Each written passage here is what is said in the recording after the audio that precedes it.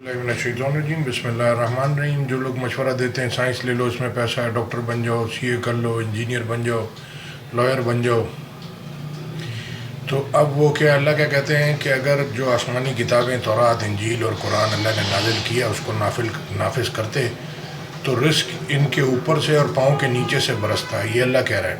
लेकिन हम science arts commerce पे चलते हैं तो हम सही इंसान तो बना नहीं सकते उसको। कुरान सही इंसान बनाता है, अल्लाह का बंदा, अल्लाह के रसूल का उम्मती। आयत सुनते हैं सूरह अराफ की 176-77। वो बड़ी अल्लाह ने मिसाल दी इंसान को, और अगर हम चाहते तो इन आयतों से इसके दर्जों को बुलंद कर देते, मगर वो तो दुनिया की पस्ती की तरफ माइल हो गया और अपनी ख्वाहिश के पीछे चल पड़ा, तो इसकी मिसाल कुत्ते की सी हो गई कि अगर सख्ती करो तो ज़बान निकाले रहे और यूं ही छोड़ दो तो भी ज़बान निकाले रहे।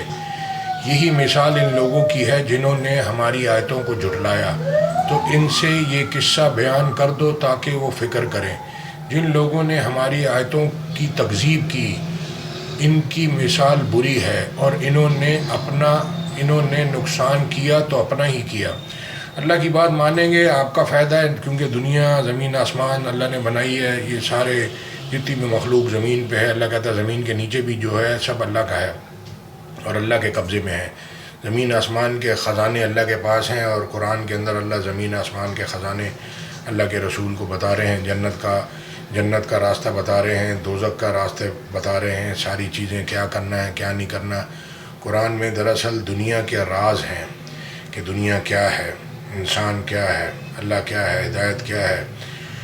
तो रिस्क के भी, दौलत के भी ख़जाने इसके अंदर हैं, लेकिन लोगों की इस तरफ जो है वो नहीं सोचते कि अगर कुरान की तालीम ले लेंगे, अपनी नस्लों को दे देंगे, तो दुनिया भी अच्छी हो जाएगी, आखिरत भी। लॉयर आखिरत में क्या करेगा? अल्लाह को क्या जवाब देगा कि मैं तो लॉयर था, मैंने दीन सुना ही नहीं, सीखा ही नहीं, उस पर अमल ही नहीं किया। डॉक्टर, इंजीनियर, सीए, ये आखिर में जब मरेंगे, भले पैसे बना के मरेंगे, तो आखिर में क्या छोड़ के जाएंगे?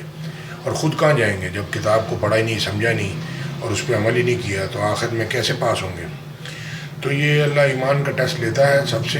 ज़िंदगी जो है ये लोगों की, जितने भी लोग गुजार रहे हैं, एक दिन तो उसने ख़त्म होना है, जाना तो है, तो लिहाजा कामयाब होके जाना है या नहीं, ये आपने फ़ैसला करना है। अल्लाह पे ईमान लाना है। लोग बह करते रहते हैं, बोलते हैं फालतू में, उनको पता नहीं क्या बोलना है, क्या करना क्या है, वो समझते ही नहीं। अल्लाह कहता है चौपायों की तरह है। तो ये कि मिसाल कुत्ते की अल्लाह ने दे दी कि इंसान हमला करो, हालात जैसे भी हैं, औरतें जो आदमी जो भी झगड़ालू हैं, उनकी मिसाल अच्छी यही है कि उनके हालात अच्छे होते हैं तो भी ज़बान बाहर भौंकते रहते हैं, और ज़बान और मतलब उनकी काबू में ही नहीं रहती। और इसी तरह उनके हालात अच्छे होते हैं तो भी ज़बान बाहर, झगड़ा ही झगड़ा। तो अल्लाह कहता है झगड़ा मत करो, तुम्हारा इकबाल चला जाएगा। तो अल्लाह को झगड़ा पसंद नहीं है, और वो रिस्क की बरकतें भी अल्लाह उठा लेता है। तो इसको पढ़ें, समझें, और वो सोच समझ के बात करें, सोच समझ के हाथ उठाएं। नहीं तो एक दिन तो मरना है, बुढ़ापे में बीमारियां हैं, फिर आप सोचेंगे मैंने क्या गुनाह किया। वो गुनाह अल्लाह बीमारियों के ज़रिए धोता है। जज़ाकल्लाह खैर। अस्सलाम वालेकुम रहमतुल्लाह। आखिर में अल्लाह के पास जाना है, अल्लाह को क्या जवाब देंगे?